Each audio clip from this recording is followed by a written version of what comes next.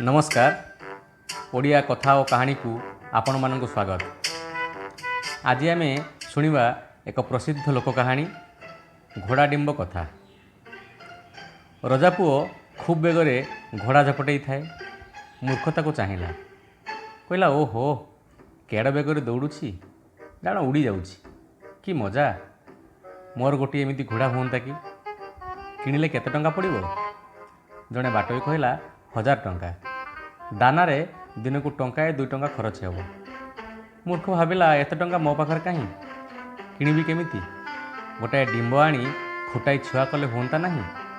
छुआटा बढ़ी बढ़ी कौन भल घोड़ा हुंता नहीं। मूर्ख मने मने ठीक कला, खूब अल्प पैसा पड़िबो, गोटे डिंब किणिबी। गरीब लोकंकु एई बाट भल।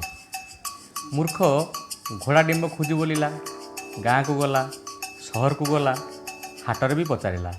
जे शुणिला हसिला, जड़े केवल हसिला नहीं।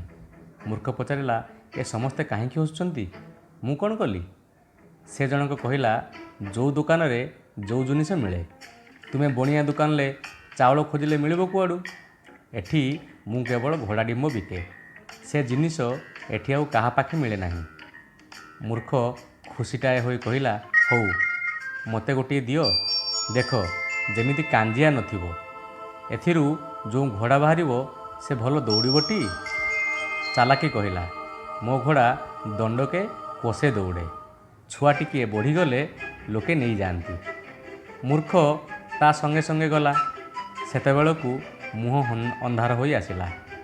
चलाकी गोटाए मिला पानी कखारू को कुटारे बांधी आनी देला। कहला नियो याकू 2 दिन चुली मुंडरे रखी उषुमेइबो। 3 दिन गले निम्ब फाटी छुआ बाहरिबो। ए तो माँ नथिला पिला, याकू टिके टिके दूध पियाइबो। टिके टिके बड़ हेले कौलिया घास देबो। तापरे पुरुची कोलथ सिजाई देबो। छुआ बेले ता पिठिरे बसिबो नाही, कौल हाड़ बंका होइजिवो। बुझिल। गोटिए कथा मने रखिबो, टिपि टिपि वर्षा हेउची, सरू हिड़, खसड़ा बाट, गोड़ खसी जेपरी कचाड़ी होई न पड़। पड़िले डिंब फाटिजिव, छुआ बाहरी पलाइजिव। सेतेबेले आउ तुमे ताको गोड़ाई पारिबो नाही। गहीर बिलरे कुआड़े बुली कुआड़े पलाइजिव। घोर अंधार भितरे डिंबटीकू कुंढेई धरी पाद चिपि चिपि मूर्ख चलिला। अणओसारिया गहिरी, पोखरी हुड़ा और दंडा पारी होई जाई गहिरी बिलरे पहुँचिला।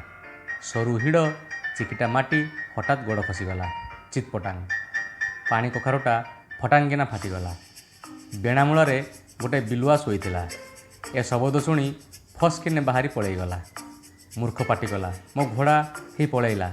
राति सारा ता पिछा धरी गहीर तमाम बुलिला, हेले तार चिन्ह वर्ण पाइला नहीं।